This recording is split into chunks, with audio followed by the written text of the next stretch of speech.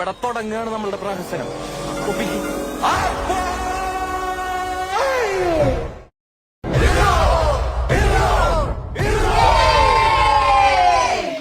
ഇടത്തോട്ടൊന്ന് വളച്ച് പിന്നെ വലത്തോട്ടൊന്ന് വളച്ച് തുറക്ക സീസേം. അല്ല ഇതാരാ? വാര്യമ്പള്ളിയില് മീനാക്ഷി അല്ലയോ?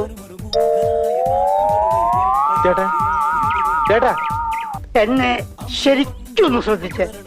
എന്റെ പെരുമാറ്റത്തില് എന്തെങ്കിലും പന്തികളുണ്ടോന്ന് ഒന്നും നോക്കിക്കേ. ഇതല്ല, ഇതിനപ്പുറം ചാടി കടന്നവനാണ് ഈ കെ ജോസ്. വെള്ളം തൊട്ടാൽ അപകടം. മനുഷ്യനെ കാലെടുത്ത് കുത്താൻ നിവൃത്തിയില്ലാത്ത വിധത്തിലാണല്ലോ ഈ സ്വാമി ഇവിടെ ഗ്രില്ല് വരച്ച് വെച്ചിരിക്കുന്നത്. എന്ന് വെച്ചാൽ മനുഷ്യൻ നടക്കട്ടെ. വയസ്സുകാലത്ത് ഓരോരുത്തന്മാരുടെ ഓരോ പൂതികളെ. എനിക്കതല്ല, തലക്കോളം കിറക്കഞ്ഞ മനുഷ്യന്മാർ ഇങ്ങനെ കാണിച്ചു കൊടുക്കും. പാർലമെന്റിലേക്ക് വീട്ടിൽ പോടി, അരി വന്നു. ഇപ്പൊ പോയാ ചോറുണ്ണാം, ഇല്ലേ വാൾ പോസ്റ്റർ ഒട്ടിക്കാൻ. അറിയില്ല, ഇത് വല്ല കലിങ്കിലോ മരത്തിലോ ഇടിച്ച് നിക്കണം. ഭാഗ്യം ഉണ്ടെങ്കിൽ വരാം. വീട്ടിൽ പോടി. എന്തെങ്കിലും വേണമെങ്കിൽ ഇപ്പൊ മേടിച്ച് കഴിച്ചോളാം. ഇനി ഇതേപോലത്തെ ഭക്ഷണം അടുത്ത കാലത്തൊന്നും കിട്ടിയെന്ന് വരില്ല. നല്ല കാച്ചാണല്ലോ.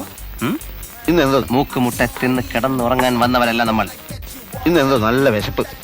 അതൊരു പുതിയ സംഭവമല്ലല്ലോ. ഓരോ തീറ്റ കഴിയുമ്പോഴും ഞാൻ 1-2 മണിക്കൂർ റെസ്റ്റ് എടുക്കും. അങ്ങനെ അച്ഛനെയും അമ്മയും വിശ്വസിപ്പിക്കും എന്റെ അവസാനത്തെ തീറ്റയും കഴിഞ്ഞെന്ന്.